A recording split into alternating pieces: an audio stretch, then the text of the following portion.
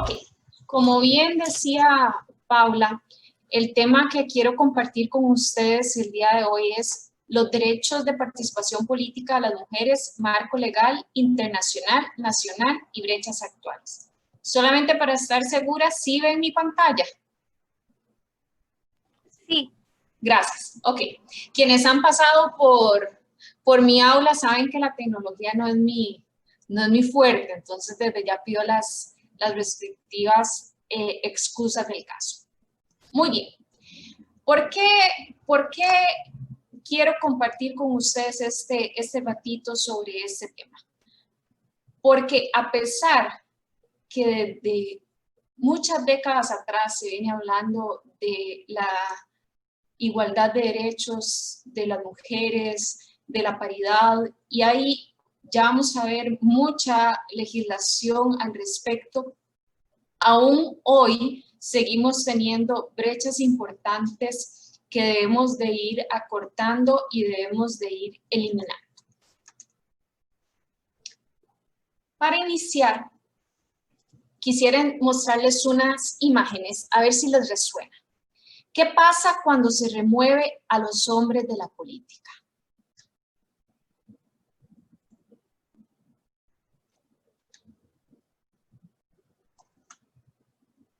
Primero era Alemania, ahora estamos en Estados Unidos,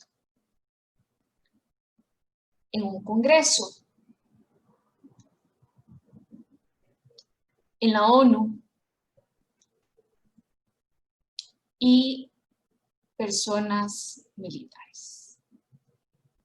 Cuando no participan los hombres, esto es lo que sucede. Se queda muy poquita gente. Casi no hay participación. ¿Y por qué quería compartir estas imágenes con ustedes que les vuelvo a pasar? Para que vayamos creando conciencia de que a pesar, como les decía antes, que han pasado muchas décadas, todavía nos falta mucho trabajo por hacer, porque las imágenes que les mostré son recientes. Ok, ahora, ¿qué es hacer política? Muchas veces la gente dice, es que la política es fea, es que la política es sucia, es que a mí no me gusta la política, es que a mí no me interesa la política. En realidad, hacemos política siempre y esa participación es importante siempre. ¿Cuándo hacemos participación política? Cuando participamos de grupos comunales, de asociaciones de desarrollo, de juntas directivas, etcétera, etcétera, etcétera. Cada vez que participamos en algún grupo a nivel pequeño, puede ser en nuestro barrio, en nuestro cantón, en nuestra provincia, en nuestro país, a nivel mundial, en realidad estamos haciendo política y eso es importante que lo tengamos en cuenta. Y no solamente es ser parte de un grupo, sino podemos hacer política de otras formas. Podemos hacer demandas, podemos hacer denuncias, podemos hacer peticiones, podemos exigir el cumplimiento de derechos. Cuando hacemos esas cosas, también estamos haciendo política. Claramente, la exposición de hoy estará centrada en la participación política de las mujeres en puestos a las que se llega por medio del sufragio. Okay. Ahora, a lo largo de la historia y aún hoy, las mujeres hemos tenido dificultades para participar en la política. Algunas de ellas son estas que les muestro acá. Los aspectos culturales. Se cree históricamente que la mujer está reservada para el ámbito privado. Las mujeres nos debemos de quedar en casa, las mujeres debemos dedicarnos al cuidado del hogar y los hombres son los que deben estar en puestos de mando, no solo a nivel político, sino también a nivel privado. Eso es lo que históricamente es lo que se ha creído. Cuando nos hablan de femineidad, pensamos en delicadeza, que las mujeres no deberían de entrar a ese ámbito porque es muy grosero, que no lo vamos a soportar. Todo este cúmulo de cosas son esos aspectos culturales que dificultan la participación de las mujeres en la política. En segundo lugar, la falta de formación política y recursos económicos. Generalmente, o en muchas ocasiones, las mujeres no tenemos acceso a esa formación. Se nos dificulta un poco más porque se reserva especialmente con facilidades para las personas masculinas. Y además, históricamente no hemos tenido los recursos económicos para podernos formar políticamente. En tercer lugar, las estructuras políticas. Las estructuras políticas, ya lo vamos a ver en un ratito, cómo ha venido evolucionando, pero han sido muy cerradas. Han sido muy cerradas donde cuesta mucho que se le dé participación a la mujer y por eso es que se han venido haciendo cambios que, como lo digo, vamos a ver en un ratito. Y por último, espacios institucionales hostiles. ¿Por qué espacios institucionales hostiles? Porque no solamente es llegar, porque una vez que llegamos, nos encontramos con una hostilidad a esos lugares a los que llegamos a participar.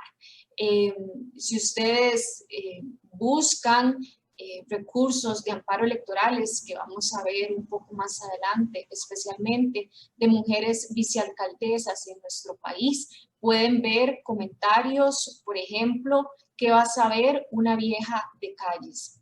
Ahorita ella se va de aquí. Usted aquí no tiene que hacer nada. Ese tipo de hostilidad es la que también nos dificulta llegar. Como les digo, no solamente se trata de llegar, es llegar para poder permanecer y que nos permitan desarrollarnos y realizar nuestro trabajo. Hablando ya propiamente de regulación, a nivel internacional, quiero resaltar a la señora que mi especialidad es el español, así que me van a disculpar cualquier mala pronunciación, Olympe de Gaulle. Olympe de Gaulle surge en la segunda mitad del siglo XVII y ella proclama la Declaración de los Derechos de la Mujer y la Ciudadana. ¿Por qué lo hace ella? En respuesta a la Declaración de los Derechos del Hombre y del Ciudadano que surgen con posterioridad a la Revolución Francesa. Como ustedes perfectamente saben, estoy absolutamente segura. La suerte de doña Olympe fue la guillotina por haberse atrevido a hacer eso. Igualmente quiero resaltar el nombre de doña Mary Wollstonecraft. Ella promulga la Vindicación de los Derechos de la Mujer y nos dice algo muy importante, que la desigualdad que existe entre hombres y mujeres es una cuestión cultural, no natural. Los hombres y las mujeres no nacemos desiguales, es el aspecto cultural el que viene a crear esas diferencias entre hombres y mujeres. En 1948, como saben ustedes muy bien, tenemos la Declaración Universal de los Derechos Humanos, que en su artículo 21, y me voy a permitir leérselos, dice lo siguiente: toda persona tiene derecho a participar en el gobierno de su país, directamente o por medio de representantes libremente escogidos. Toda persona tiene el derecho de acceso en condiciones de igualdad a las funciones públicas de su país. Y igualmente, en ese mismo sentido, tenemos la Declaración Americana de Derechos y Deberes del Hombre, igualmente de 1948, y la Convención Interamericana sobre Concesión de los Derechos Políticos de la Mujer. Quiero destacar, vengo haciendo, si ven, como una línea de tiempo, a Simone de Beauvoir, que surge su nombre alrededor de 1949 en Francia. Ella es una figura fundamental y nos viene a hablar de la desigualdad de género. Vean desde cuándo venimos hablando de eso.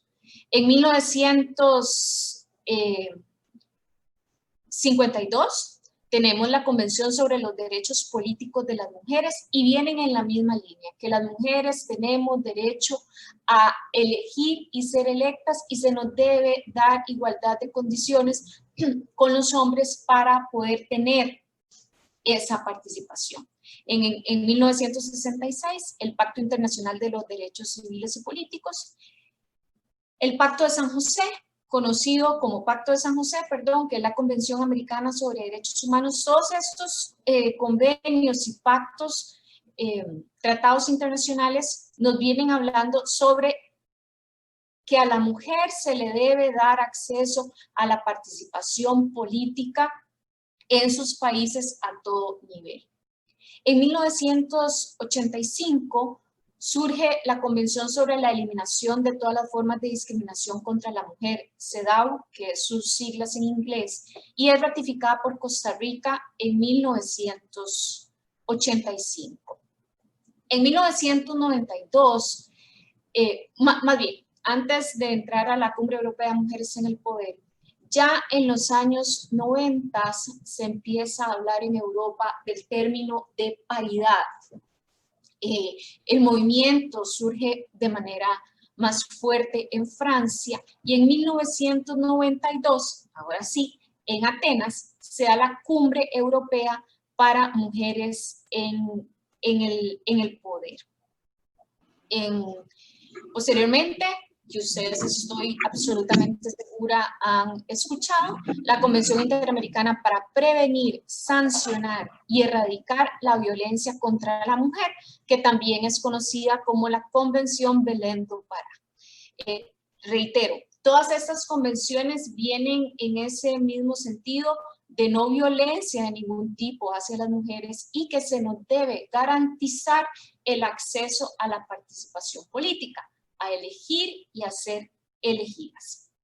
En la cuarta conferencia internacional sobre la mujer es una iniciativa de la ONU, se da en 1995 en Beijing, y aquí habla especialmente del empoderamiento de la mujer. Y por último, tenemos la Agenda 2030, de la cual Costa Rica es parte, la Agenda 2030 para el Desarrollo Sostenible, y en su quinto objetivo, la Agenda 2030 habla sobre el acceso de las mujeres a la política. En el ámbito nacional, desde 1890, el entonces presidente José Joaquín Rodríguez plantea la importancia que las mujeres puedan votar. La iniciativa no fue aprobada. Lo que se aprobó en ese momento es que las mujeres tuvieran acceso a la educación.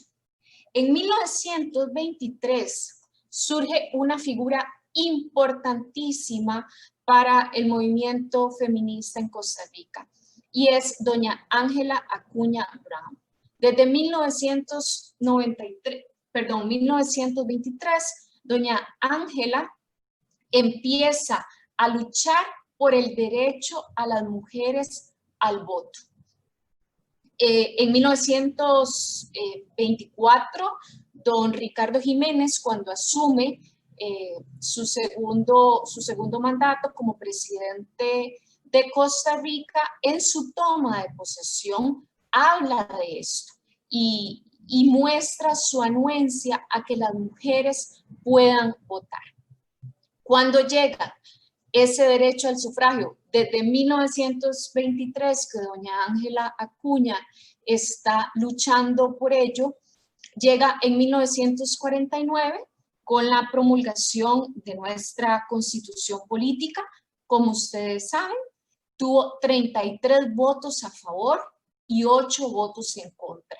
Y así es como las mujeres en Costa Rica podemos votar gracias a esa reforma constitucional. El primer voto femenino se da a nivel local en 1950 en un plebiscito en La Tigra y La Fortuna de San Carlos. Y a nivel nacional, las mujeres podemos votar en las elecciones de 1953. Por primera vez podemos elegir a las personas que nos va a representar en la presidencia de la República, que en esa época eran hombres, y eso no cambia hasta el año 2010, que es electa como presidenta de la República doña Laura Chinchilla Miranda. Siempre, bueno, algo muy importante es que en la elección de 1953 son electas 3 diputadas.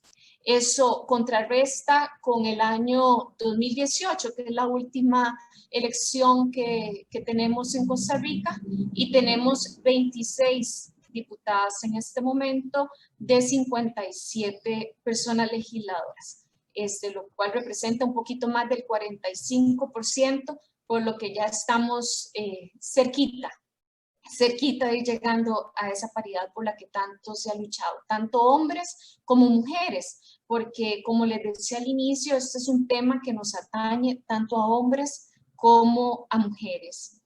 En 1990 se promulga la Ley de la Promoción de la Igualdad Social de la Mujer.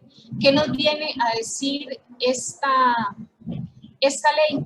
Que las mujeres tenemos derecho a la participación política y que los partidos políticos en nuestro país deben promover esa participación. Es más, dice esta ley que los partidos políticos deben hacer capacitaciones para que las mujeres puedan incursionar en el mundo político. En 1996 se da una reforma al antiguo Código Electoral y se indica que las mujeres debemos tener al menos un 40% de participación. ¿Qué sucedió? Que sí habían en las papeletas un 40% de mujeres, pero en puestos no elegibles. Los primeros puestos siempre estaban ocupados por hombres y las mujeres venían solo a rellenar un número. Es por eso que en el año 1999 el Tribunal Supremo de Elecciones, por medio de la sentencia 1863, indica que las mujeres que representan ese 40% deben estar en puestos elegibles. Y así es como vemos que poquito a poco vamos rompiendo brechas a nivel normativo y a nivel jurisprudencial. Con la resolución 804 del 2000 del Tribunal Supremo de Elecciones se indica además que esa participación también debe darse en sindicaturas y en regidurías. En el año 2009, con la entrada en vigencia del Código Electoral último, ya empezamos a hablar de paridad y de alternancia. ¿Qué es paridad? Paridad es que hombres y mujeres tengamos el mismo porcentaje de participación. Entonces, los partidos políticos a la hora de hacer sus papeletas debe existir al menos un 50% de hombres y un 50% de mujeres en las candidaturas, que es la alternancia, que se debe ir cambiando hombre-mujer, hombre-mujer, hombre-mujer, o mujer-hombre, mujer-hombre, mujer-hombre. Ahora, devolviéndome un poquito a la paridad, esto que les decía antes, que es paridad, nos estamos refiriendo a la paridad vertical, que es que en una papeleta tengamos 50 y 50%. ¿Qué es la paridad horizontal? Que todas los encabezamientos, o más bien no todos, que en los encabezamientos de papeletas exista también paridad. Entonces, por ejemplo, si un partido político va a presentar candidaturas para diputados y diputadas, y somos 7 provincias, tienen que existir 3 de mujeres y 4 de hombres, o 4 de mujeres y 3 de hombres encabezando. ¿Ok? Eso es lo que quiere decir la paridad horizontal. Por supuesto, hubo acciones de inconstitucionalidad porque decía que se estaba menoscabando el derecho a la participación, y eso fue declarado sin lugar por la sala, indicando que eso venía de una premisa falsa, que solamente había personas del mismo sexo podían ir seguidas para poder ser elegidas y para que se les pudiera asegurar su participación y su elección. En el 2015, la Sala Constitucional, mediante la resolución 16.070, nos habla de la obligatoriedad de tener paridad horizontal, lo cual viene a ser un hito muy, muy importante.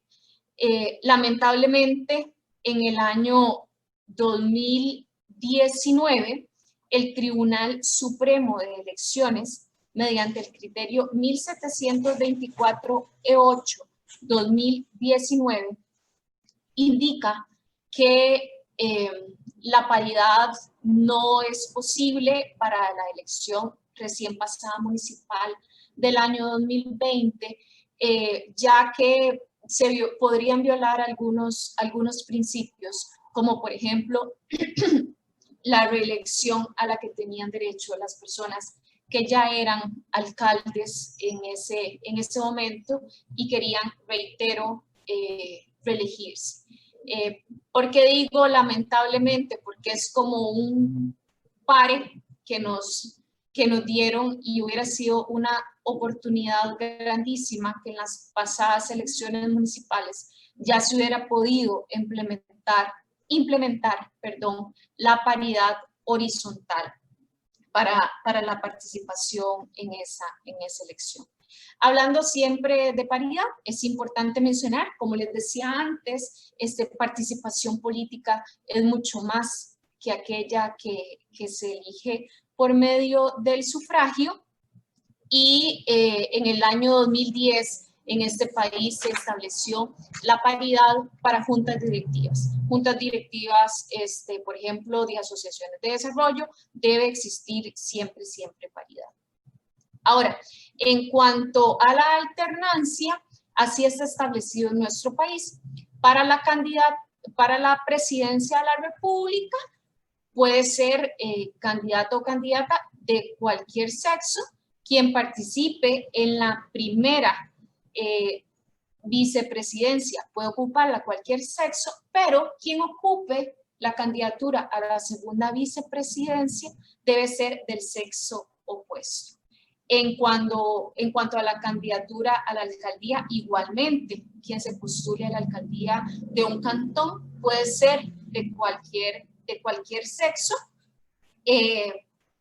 y quien ocupa la candidatura a la primera vicealcaldía debe ser del sexo opuesto, del sexo opuesto, y a la segunda vicealcaldía de cualquiera de los sexos. En cuanto a las sindicaturas y a las intendencias, puede ser de cualquier sexo, pero su suplente, quien ejerza la suplencia, sí debe ser del sexo opuesto.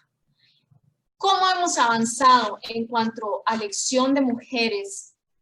En la presidencia de la República hemos tenido una sola mujer presidenta, como ya lo indiqué, doña Laura Chinchilla Miranda, en el año 2010.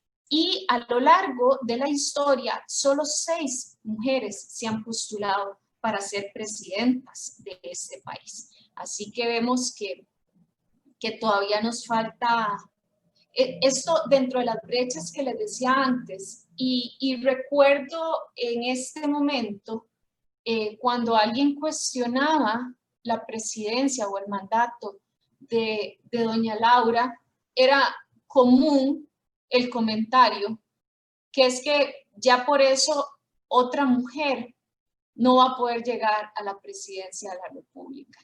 Y yo creo que esa es una de las cosas del lenguaje y de ideas que aún nos faltan por erradicar. A lo largo de la historia hemos tenido hombres presidentes y nadie se ha cuestionado si algún hombre puede llegar a ser o no de nuevo presidente de la República. En cuanto a la Asamblea Legislativa, ya les dije hace un ratito, en 1953 elegimos a 3 diputadas y en el año 2018 elegimos a 26 diputadas de 57 diputaciones que hay en la Asamblea Legislativa.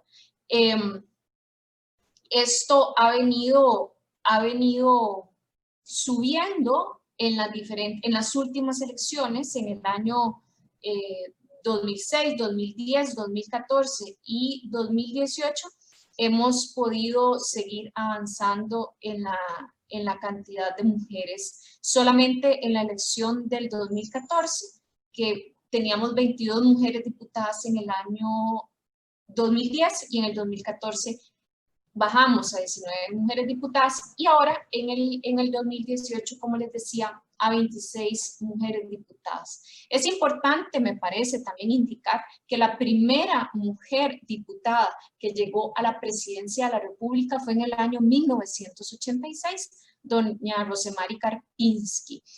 Así que vean que no les es, bueno, ustedes posiblemente algunos no habían nacido todavía, pero yo lo recuerdo perfectamente. Yo estaba en la escuela y recuerdo perfectamente de ese momento y lo que significó la noticia que fue en ese momento, que una mujer hubiera llegado a la presidencia del primer poder de la República.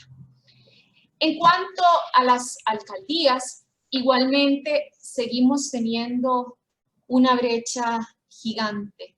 En la pasada elección del año 2020, de 82 alcaldías que hay en nuestro país, 74 están ocupadas por hombres y 8 están ocupadas por mujeres. Y a eso me refiero yo con lo que les decía hace un ratito, que es una lástima lo que dictaminó el Tribunal Supremo de Elecciones en el año 2019, porque era una oportunidad muy importante para seguir abriendo brecha, para seguir abriendo los pasos. Pero bueno, eso más bien debe impulsar para seguir trabajando y para seguir creando conciencia. De hecho, en relación a la elección del 2016, hay 5 mujeres menos ocupando una alcaldía en nuestro país. ¿Qué sucede cuando se llega a las alcaldías? Como dijimos antes, quien ocupa la primera vicealcaldía debe ser el sexo opuesto. Y al llegar tantos hombres a las alcaldías, pues muchas vicealcaldías están ocupadas por mujeres.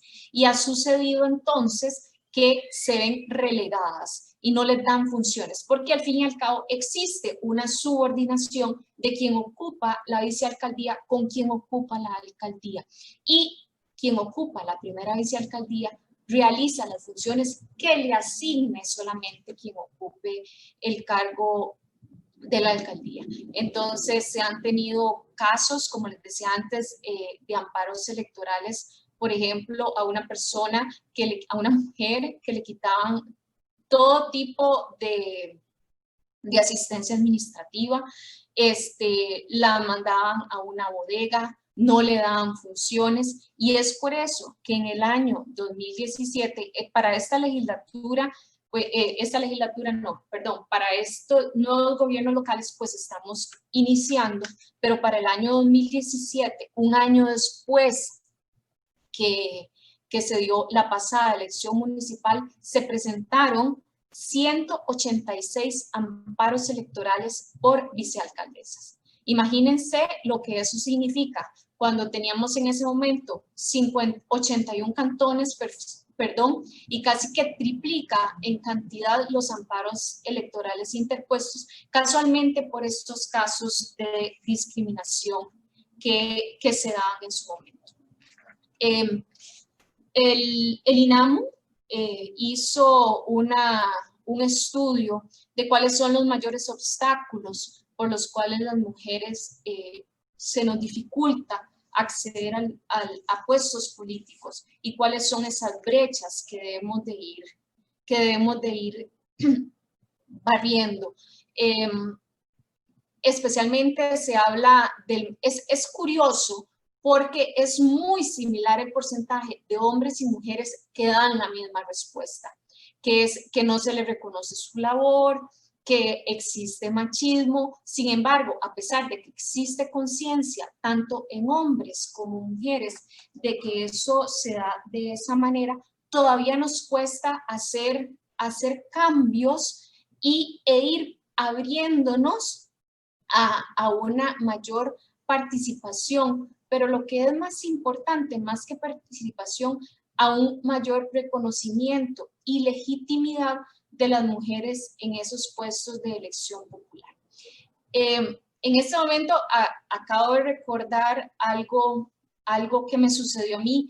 Yo fui candidata en las pasadas elecciones municipales y cuando me mandaron la papeleta de prueba, como había quedado la rifa de los campos que se iban a ocupar en mi cantón, en Liberia, decía alcalde, regidor y síndico en el año 2019. Y cuando yo la vi, lo primero que pensé es, yo no estoy. Aquí yo no estoy en esta papeleta, pero lo que era más grave es que ahí no estaba reflejada y se está invisibilizando al 50% del padrón electoral de este país. Podía quedarme callada, podía hacer un berrinche o podía tomar una acción. Y eso fue lo que decidí hacer. Un grupo de amigos y amigas me ayudó a conseguir los correos electrónicos de los señores magistrados y las señoras magistradas del Tribunal Supremo de Elecciones y les hice esa petición, les hice saber mi inconformidad por el lenguaje utilizado y solicité que las papeletas se le cambiara el lenguaje y se dijera alcaldía, regiduría y sindicatura. Por suerte, digo yo, el día que yo envié la solicitud, sesionaban los señores magistrados y las señoras magistradas del Tribunal Supremo de Elecciones y esa petición fue acogida. En el año 2019 les estoy hablando que habían personas que decían que eso es una tontera. Eso no es una tontera, jóvenes y personas adultas. Todo es importante. Forma y fondo, forma y fondo. Y solo conforme vayamos haciendo estos pequeños cambios es que podemos seguir abriendo camino y llegar a tener una paridad real entre hombres y mujeres. Para terminar, quiero compartirles esta imagen que se hizo viral en las últimas semanas. Es doña Kamala Harris, ella es candidata a la vicepresidencia de los Estados Unidos y en un debate que participó fue constantemente interrumpida y cuando ella estaba hablando le hablaban también, no solo hombres, mujeres también. ¿Por qué quiero terminar con esto? Porque yo auguro para ustedes, muchachas inteligentes, empoderadas, preparadas, que cuando ustedes lleguen a participar en cualquier puesto, no tengan necesidad de gastar ni tiempo ni energía para recordar que ustedes tienen la palabra en ese momento y que se les debe respetar su tiempo de hablar y especialmente lo que ustedes están diciendo. Ya para terminar, de verdad, lo acabo de recordar a raíz de esto y les voy a compartir algo muy mío. En la primera elección grande que yo participé hace unos poquitos años, fue cuando yo estaba en 4º grado de la escuela. En ese momento yo era parte de la junta directiva de la clase, posiblemente como vocal 25, no lo recuerdo, pero en la junta directiva al fin y al caso. Y una chica de 5º grado decidió postularse para la presidencia del gobierno estudiantil y me invitó a mí para que le acompañara en la vicepresidencia. En ese momento yo pues busqué a mi autoridad más cercana, que era mi maestra, y le comenté, yo tengo que tomar una decisión. Ella me dijo que lo tenía que pensar demasiado bien, porque yo ya tenía algo seguro. Yo estaba en la junta directiva de la clase y para poder participar para el gobierno estudiantil yo tenía que renunciar a la directiva. Y si yo renunciaba a la directiva de la clase y perdía en la elección del gobierno estudiantil, pues me iba a quedar sin ninguna de las dos. Así que en mi interior de niña, que lo estoy recordando, en este momento dije, pues no, me quedo con lo seguro. Al llegar a mi casa, en la casa de mis papás siempre almorzábamos en familia, lo comenté y puedo estar viendo en este momento la cara de mi papá cuando me dijo, me lo dijo tal cual, me van a disculpar, Alejandrita, qué bueno, ¿y ahora qué sigue? ¿Y qué hay que hacer? Digo, no, papi, yo solo les estoy contando que me propusieron, pero yo no voy a aceptar. Y mi papá se me quedó viendo y me dijo, ¿y por qué no vas a aceptar, Alejandra? Y ya le expliqué lo de la junta directiva y que si perdía, pues me iba a quedar sin nada. La respuesta de mi papá en ese momento es, Alejandra, con solo participar, usted ya va a ganar. Aunque usted no gane en votos la elección del gobierno estudiantil, usted ya ganó. Y usted siempre tiene que buscar ir más arriba e ir más allá. Inténtelo. Yo le digo a usted que debe intentarlo y debe participar. Y al final eso va a ser una enseñanza que le va a ayudar a lo largo de su vida. Y así lo hice y así fue. Participé, renuncié a la directiva y participé en el gobierno estudiantil. Hoy yo quiero decirles a todas y todos ustedes que nunca se pongan techo, que el límite son las estrellas y que ustedes van a llegar a donde quieran llegar. Y ustedes son capaces de hacer las reformas y propuestas necesarias que ustedes crean que este país requiere para ser cada día más igualitario, más paritario, más inclusivo. Muchísimas gracias.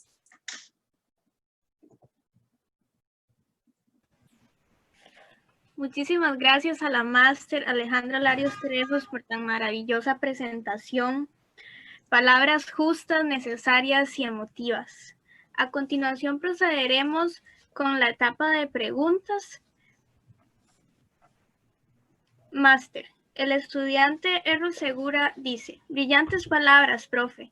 Mi pregunta es, ¿cómo hacer para lograr eliminar esas brechas de los roles de género, en donde en la gran mayoría de los casos a las mujeres se les sigue acachando la responsabilidad de la crianza de los hijos, situación que les dificulta para que se sigan preparando profesional y académicamente, mientras que a los hombres se nos sigue eximiendo de esas responsabilidades y por ende podemos seguirnos preparando para poder llegar a altos cargos. Siguen siendo las convenciones internacionales como la CIDAW un ejemplo palpable de la abismal diferencia entre el derecho legislado y el derecho realmente aplicado.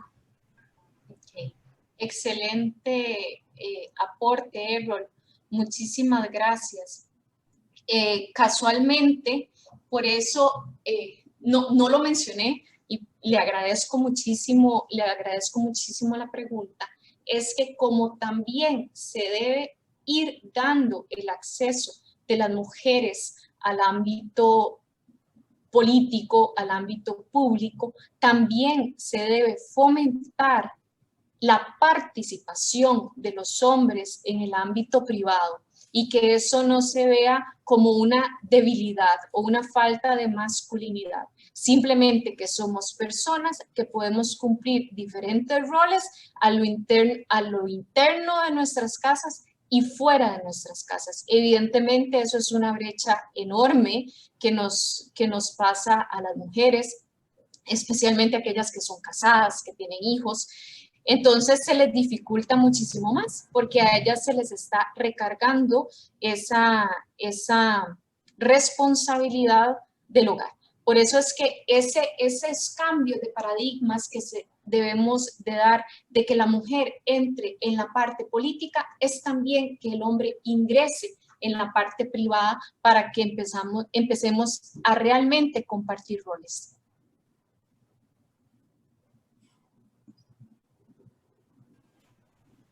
Excelente, profe, muchísimas gracias. Ay, perdón, y la otra parte de la pregunta que hizo Errol, evidentemente todavía existe un abismo entre el derecho legislado y el derecho realmente aplicado, y lo vimos en la exposición de alguna manera, como incluso el Tribunal Supremo de Elecciones y la Sala Constitucional ha tenido que venir a hacer aclaraciones para que esa legislación realmente sea aplicada.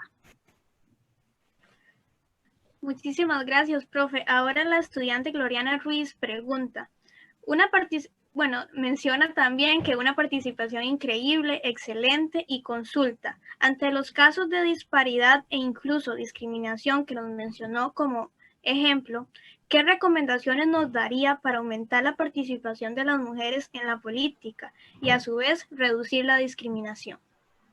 Participando, Gloriana, participando. Debemos, el año pasado, una amiga mía me dijo que las sillas siempre van a estar ocupadas y si la gente realmente buena sigue dejando esas sillas vacías, pues serán siendo ocupadas por cualquier persona.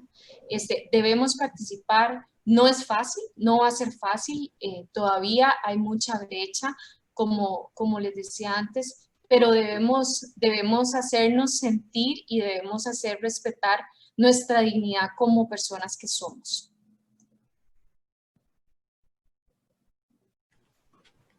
Como les decía antes, todo es importante. Forma y fondo, forma y fondo. A veces creemos que el lenguaje inclusivo o algunas personas creen que es una tontería. En realidad no lo es. Es una manera de visibilizarnos y eso es lo que debemos hacer. Excelente, profe. Aquí en el chat siguen diciendo que muy valioso y pertinente el tema, excelente disertación, excelente participación. Freddie McLean dice, buenas tardes, profe, qué bonita disertación, pero ¿cómo hacemos para eliminar esta clase política que tenemos, que muchas veces las utilizan para rellenar campos por unas cuotas que hay que cumplir? Bueno, gracias a las personas que han opinado. Y ante la pregunta de Freddy, casualmente lo que le decía ante la pregunta de Gloriana, participar. Debemos participar para que a esos puestos lleguen las mejores personas y no lo veamos como un rellenar campos, sino prepararnos y participar para llegar a esos lugares y hacer el trabajo de la mejor manera. Si las personas empiezan a participar, esos espacios se empiezan a abrir. Pero si nos quedamos sentados en la casa, pues ese cambio no se va a realizar. Se le agradece enormemente a la máster Alejandra Larios Trejos por su excelente participación en nuestra Semana Académica de Derecho 2020. Como símbolo de agradecimiento, le haremos llegar a su correo electrónico un certificado de participación. Y más bien las gracias a ustedes, como dije al inicio, por esta iniciativa tan valiosa, por este esfuerzo tan importante que hacen ustedes como personas estudiantes e igualmente por el licenciado Baltodano como coordinador de la carrera, que siempre está apoyando este tipo de iniciativas. Muchísimas gracias y nos seguimos leyendo en las demás participaciones de esta tarde. Gracias.